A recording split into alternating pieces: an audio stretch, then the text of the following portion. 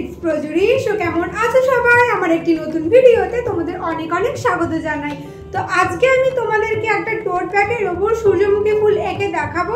তোমরা হয়তো ভিডিওটা আগেই দেখেছো, কিন্তু টিউটোরিয়াল ভিডিওটা দেখোনি। তো আজকে আমি নিয়ে এসেছি টিউটোরিয়াল ভিডিওটা। তো চলো বেশি বকবক না করে শুরু করা যাক। তো প্রথমেই দেখো আমি সাদা দিয়ে বেশ কালারটা করে নিয়েছি, যাতে হলুদ কালারটা এর ওপর ভালোভাবে ফোটে। সাদা রংটা শুকিয়ে যাবার পর আমি মাঝখানে বাদামি রং দিয়েছি ও সূর্যমুখীর পাপড়িগুলোয় হলুদ রং করা স্টার্ট করেছি।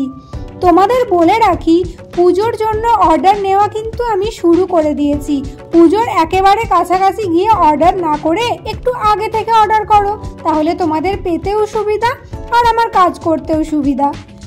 তো এখানে দেখো হলুদ রংটা দেওয়ার পর আমি হালকা করে কমলা রংটা দিয়ে দিয়েছি, যাতে দেখতে সুন্দর লাগে।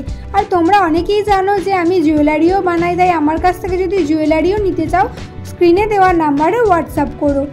পুজো কিন্তু আর বেশি দিন নেই, তাই যারা ভাবছো কুর্তি, ব্লাউজ, পাঞ্জাবি, শাড়ি এসবের অর্ডার দেবে তারা কিন্তু ঝটপট স্ক্রিনে দেওয়া নাম্বারে হোয়াটসঅ্যাপ করো। তো ফাইনাল লুকটা তোমরা একবার দেখে নাও, কেমন লাগলো অবশ্যই কমেন্ট সেকশনে জানিও। এই অর্ডারটা এসেছিল বেলঘরিয়া থেকে। তো দেখা হবে পরের কোনো ভিডিওতে। Till then stay safe, stay healthy, by.